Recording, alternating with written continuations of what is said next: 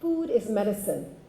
Food is critical for education. Children can't focus in schools if they're hungry. Under 5, it affects their brain development.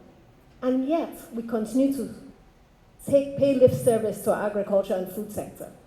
And it's critical because Nigeria is naturally endowed for agricultural excellence. This is one area God gave us water, land, everything we need to succeed, and yet we're failing.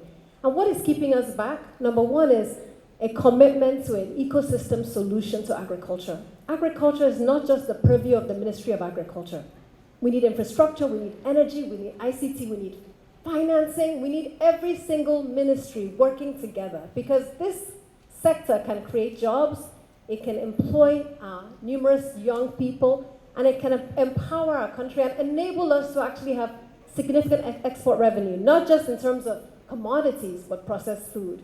And so I think it's high time we start taking this sector seriously and stop looking at it as agriculture, but food. Because food is growth. Food is currency, food is medicine, and food is critical. That's number 1. Number 2 is youth unemployment. And the minister talked about what he's done the former prime minister talked about what he's done in Ethiopia. All of us see the writing on the wall. Our young people are our biggest assets, and yet we treat them as a liability.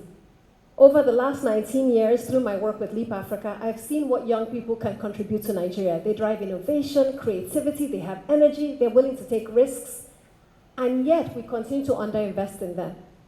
So what are we doing about our educational system? The ministries of education at the state level obviously have a critical role to play, and some of our states are really leading innovative efforts, so I commend them. But across the board, we continue to see high rates of youth unemployment, the rates of young people who go from primary to secondary and secondary to university is dismal. Only 30% of our children go on to secondary school, 5% go on to tertiary education. What happens to the rest of them? Unskilled, underskilled, and then a bedrock of a pot for anybody to take advantage of. Now, what do we need in education? We need to drive innovation, right?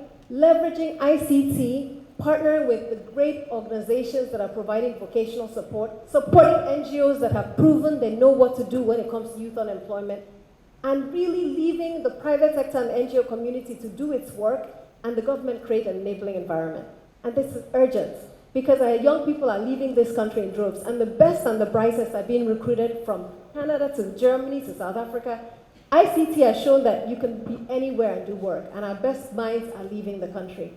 And the third sense of urgency is around gender. And I have to talk about women, because I believe we've regressed as a nation in the last few years when it comes to gender equity in Nigeria.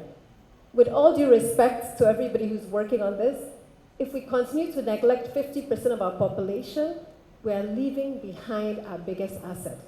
Biggest asset? Our women. Mrs.